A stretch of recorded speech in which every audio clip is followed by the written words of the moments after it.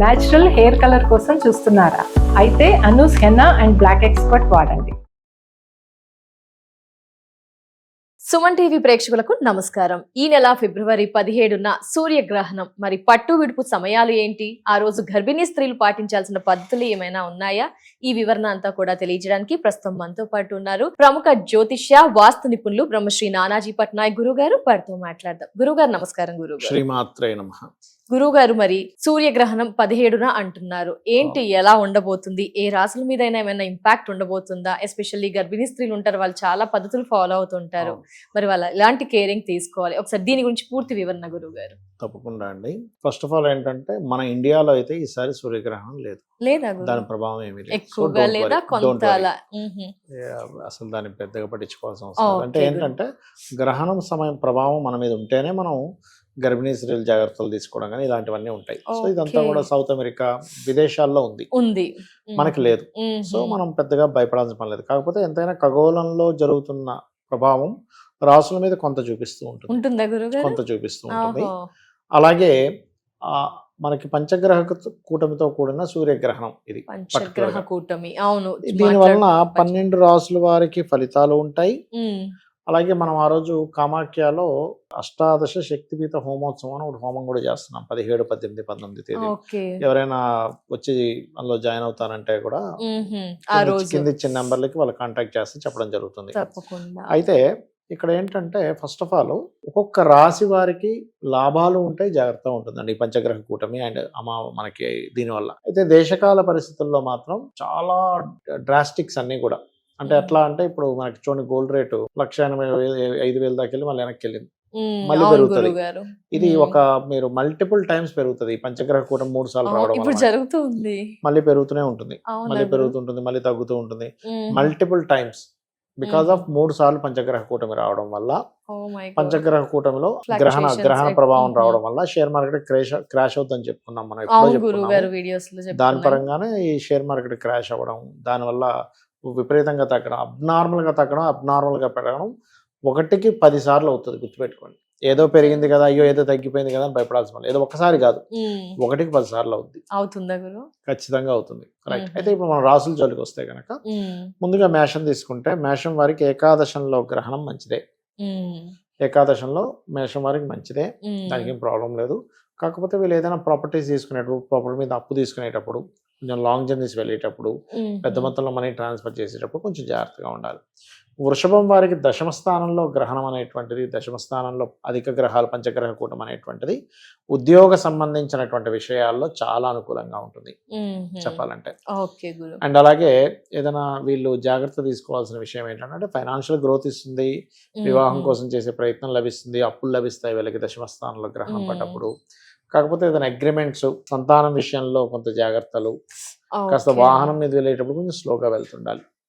ఇక మిథునం వారికి కనుక చూసుకుంటే వీళ్ళకి 9వ స్థానంలో అధిక గ్రహాలు కాబట్టి రీసెర్చ్ ఓరియంటెడ్, లేకపోతే ఏదైనా పిహెచ్డీలు చేయడానికి బాగుంది. కాకపోతే వీళ్ళు ఫైనాన్షియల్ మ్యాటర్స్ విషయంలో మనీ, ఏదైనా ఇల్లు కానీ వాహనం కొనుగోలు చేయడానికి ముందుగా డబ్బులు ఇస్తే వాళ్ళు సతాయిస్తూ ఉంటారు, అటువంటివి కొంచెం ఇబ్బంది పడవలసి వస్తుంది. అలాగే వివాహం విషయంలో, వివాహ నిర్ణయాల విషయాల్లో కూడా మిథునం వారు జాగ్రత్తగా ఉండాలి.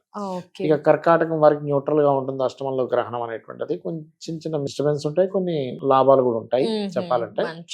అయితే వీళ్ళకి కొంచెం ఎవరితోనైనా మాట్లాడేటప్పుడు, కమ్యూనికేట్ చేసేటప్పుడు, ఎవరికైనా అప్పు ఇప్పించే విషయంలో వీళ్ళు మధ్యవర్తిత్వంగా ఉండేటువంటి విషయాల్లోనే జాబ్ లో కొంత చేంజ్ అనేది చూపిస్తుంది.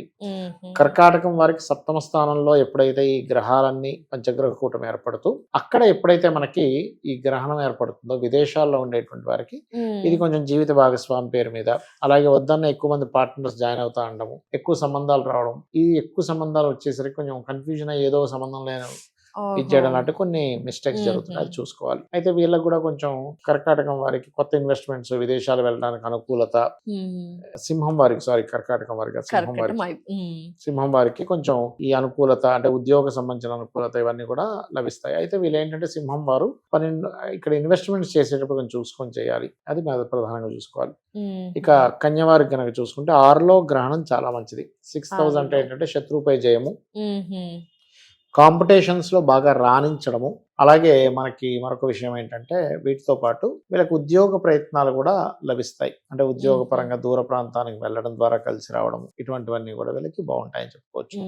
ఇక తులవారికి గనక చూసుకుంటే పంచమ స్థానంలో గ్రహణం కాబట్టి విదేశాల్లో ఉండేటువంటి వారు ఎక్కడైతే ఏ దేశాల్లో అయితే అమెరికా కంట్రీస్ లో వస్తుంది కాబట్టి అట్లాంటా ఇట్లాంటి వాటిలో వస్తుంది కాబట్టి విదేశాలలో నివసించేటువంటి వారు ప్రత్యేకంగా గర్భవతులు జాగ్రత్తగా ఉండాలి. పంచమ స్థానం ఫారెన్ గర్భిణీ స్త్రీల మీద జాగ్రత్త పడుతూ ఉండాలి. ఇది ఇక్కడ నుంచి అక్కడికి వెళ్ళిన వాళ్ళైనా సరే జాగ్రత్తగా ఉండాలి ఆ దేశాల్లో ఉండేటువంటి వారు.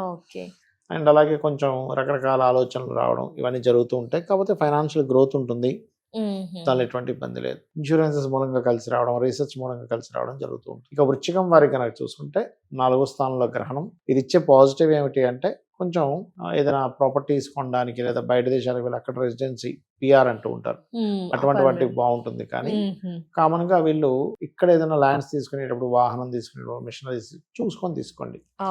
అండ్ వీళ్ళకి కూడా కొంచెం వివాహ విషయాల్లో అనుకూలత ఉంటుంది చెప్పాలంటే. కాకపోతే వీళ్ళు ఆల్ ఆఫ్ సడన్ గా ఏదో ఈజీ మనీ వస్తుంది కదా అందుకోసం తొందరపడి చేస్తూ ఉంటారు. అటువంటి ఇవి మాత్రం చేయకూడదు. ఇక ధనస్సు వారికి 3వ స్థానంలో గ్రహణం, 3వ స్థానంలో అధిక గ్రహాలు ఉండడం అనేటువంటి చాలా మంచిది. కాకపోతే ఏంటంటే వీళ్ళకి మెయిన్ గా ఈ 3లో ఉన్నప్పుడు ఏమవుతుందంటే ఇల్లు మారడం, ప్లేస్ మారడం ఇట్లాంటివి ఎక్కువగా జరుగుతుంటాయి.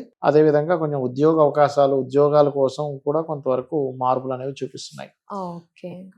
అలాగే మకరం వారికి కనుక చూసుకుంటే 2వ స్థానంలో అధిక గ్రహాలు, పంచగ్రహ కూటమి ఇవన్నీ ఏర్పడుతుంది కాబట్టి వీళ్ళకి ఇక్కడ ఫైనాన్షియల్ గ్రోత్ ఉంటుంది. అదే విధంగా కుటుంబ సభ్యులతో కొంత ఫైనాన్షియల్ మ్యాటర్స్ వల్ల చిన్న చిన్న డిస్ప్యూట్స్ కూడా వస్తాయి. బికాస్ ఆఫ్ మార్స్ ఉన్నాడు కాబట్టి, ఇక్కడ మార్స్ అండ్ మెర్క్యూరీ కూడా ఉన్నారు కాబట్టి. అండ్ అలాగే మరొక విషయం ఏంటంటే వీళ్ళకి కొంచెం ఎప్పటి నుంచో సంతానం కోసం చేసే ప్రయత్నం ఫలిస్తుంది. రుణాలు లభిస్తాయి, రుణాలు కూడా కొంచెం క్లియర్ అవ్వడం జరుగుతుంటుంది, ఉద్యోగ అవకాశాలు కూడా వస్తాయి. కాకపోతే వీళ్ళు ఏంటంటే మకరం వారు పర్టికులర్ గా వివాహ నిర్ణయాలు తీసుకునే విషయంలో కొంచెం జాగ్రత్తగా ఉండాలి. ఇక కుంభం వారికి కనుక చూసుకున్నట్లయితే రాశిలోనే అధిక గ్రహాలు ఉన్నాయి, గ్రహణం అక్కడే పట్టింది కాబట్టి కొంచెం ఓవర్ స్ట్రెస్ అవుతూ ఉంటుంది మానసికంగా, లేకపోతే ఏదో ఎక్కువ ఎంజాయ్ చేసి స్ట్రెస్ అయిపోవడం ఇట్లాంటివి కూడా జరుగుతూ ఉంటాయి. కాకపోతే ఏంటంటే వీళ్ళు కూడా కొంచెం ఉద్యోగ సంబంధించిన విషయంలో ఉన్న ప్రదేశం కాకుండా వేరే ప్రదేశాల్లో ట్రై చేస్తే ఉన్నదానికంటే ఖచ్చితంగా బెటర్మెంట్ అవుతుంది వీరికి. ఇక కుంభం వారికి కనుక చూసుకున్నట్లయితే 12వ స్థానంలో గ్రహణము, 12వ స్థానంలో అధిక గ్రహాలు ఉన్నాయి కాబట్టి కొంచెం మీరు వద్దనుకున్నా సరే ఒక్కోసారి ఇన్వెస్ట్మెంట్ చేయాల్సిన పరిస్థితి రావడం, వద్దన్నా సరే వేరే వారికి హెల్ప్ చేయాల్సిన పరిస్థితి వస్తూ ఉంటుంది. అందుకని వీళ్ళు మెయిన్ గా మరి జాగ్రత్తలు కూడా ఏం తీసుకోవాలి అని చెప్పి చూసుకున్నట్లయితే పర్టికులర్ గా ఇది కొంచెం ఈ సంతానము లేదా మిత్రుల వల్ల, లేకపోతే ఏదైనా ఒక వాటర్ ప్లేసెస్ కి వెళ్ళడం వల్ల ఇబ్బంది అనేటువంటిది కలుగుతూ ఉంటుంది. ఇక వీళ్ళందరూ కూడా చేయవలసినటువంటి దేవతారాధన కానీ, దీపం కానీ, దానాలు కానీ ఏంటంటే బియ్యము 1 కేజీ తీసుకోండి. ఎన్ని కూడా కేజీ బియ్యము, కందులు, మినుములు, నువ్వులు అండ్ గోధుమలు కేజీ ఇవి కనుక దానంగా ఇస్తూ దీంతో పాటు చిన్న చిన్న ఇవి దొరుకుతాయి మెటల్స్ లో, రాగి కానీ ఏదైనా సరే. సూర్య ప్రతిమ, చంద్ర ప్రతిమ చాలా మంది వెండి ఇస్తుంటారు, బట్ ఇప్పుడు వెండి కొనుక్కుంటే అంత ఇది లేదు కాబట్టి సూర్య చంద్ర ప్రతిమలు ఉండేటువంటి వాటిని దానం ఇస్తారు. దీంతో పాటు ఇంకొకటి ఏంటంటే చిన్న నాగపడిగలు ఒక 2 కలిపి స్వయం పాకం అంటారు, స్వయం పాకం లాగా కూడా ఇవ్వచ్చు. ఈ చెప్పిన పప్పులతో పాటు ఇస్తే ఇక్కడ ఏమవుతుందంటే ఎవరికైతే ఎక్కువ ప్రభావం ఉందో, ఎందుకంటే ఇప్పుడు మనం ఏం చెప్పుకున్నాము, మేషానికి మంచిది, వృషభానికి మంచిది, అండ్ కన్యకు మంచిది, కర్కాటకానికి న్యూట్రల్ అని చెప్పుకున్నాము. అలాగే ధనస్సుకు 3వ స్థానంలో మంచిది అని చెప్పుకున్నాం. కానీ మిగతా వేరే రాశుల ఎఫెక్ట్ ఉంటుంది కాబట్టి వీళ్ళు గనక పరిహారం చేస్తూ ఉంటే మంచిది. అట్లాగే వీళ్ళకి ఎక్కువ ఎఫెక్ట్ ఉండేటువంటి రాశులు ఏంటంటే కుంభంలో జరుగుతుంది కాబట్టి కుంభము, మకరము అండ్ ధనస్సు అండ్ మిథున అండ్ కన్యా రాశి, తులారాశులు జాగ్రత్తగా ఉండాలి. ఈ పరిహారం పాటిస్తే మంచి ఫలితాలు సరిపోతుంది. ధన్యవాదాలు గురుగారు. నమస్కారం. శ్రీమాత్రే నమః. శ్రీమాత్రే నమః.